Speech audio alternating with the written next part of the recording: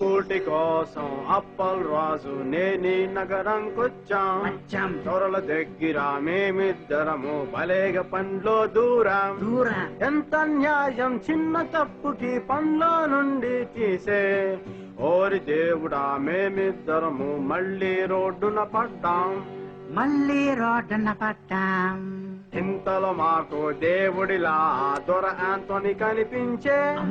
అలికిడి అయ్యి వెళ్ళినంతనే దొరేమ గుడ్లు తేల్చే. నీళ్ల కోసం నన్నేమో లోపలికి అంపేసి తస్సదియా అప్పల్ రాజు తాళాలే నొక్కేసే. ఆఖరికి నా ఈ బతుకు ఇలాగ తెల్లారింది.